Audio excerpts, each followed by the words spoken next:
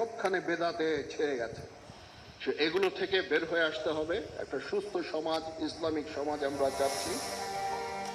সম্প্রতি পবিত্র হজ পালন শেষে দেশে ফিরে দাড়ি রাখা থেকে শুরু করে সামরিক জীবনে ধর্মীয় অনুশাসনের গুরুত্ব তুলে ধরা বাংলাদেশ মিলিটারি একাডেমিতে ইসলামের 4 খলিফার নামে নতুন কোম্পানির নামকরণ এবং সবশেষ আর্মি ইন্টারন্যাশনাল ইসলামিক ইনস্টিটিউটের উদ্বোধন অল্প সময়ের ব্যবধানে ধারাবাহিক কয়েকটি উদ্যোগ ও বক্তব্যের কারণে নতুন করে আলোচনায় উঠে এসেছেন বাংলাদেশ সেনাবাহিনীর প্রধান জেনারেল ওয়াকারুজ্জামান।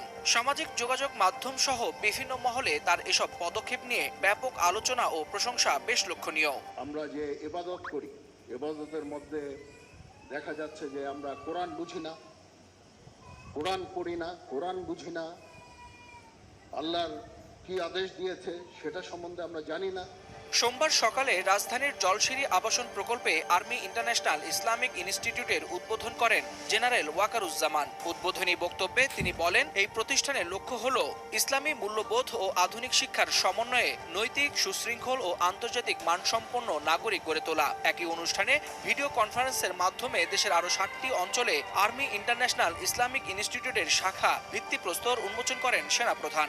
মডার্ন এডুকেশনের মধ্যে ইসলামিকের এডুকেশনের কোনো ভ্যালুজ নাই, আবার ইসলামিক এডুকেশনের মধ্যে দেখা যাচ্ছে যে মডার্ন এডুকেশনের কোনো কিছু নাই।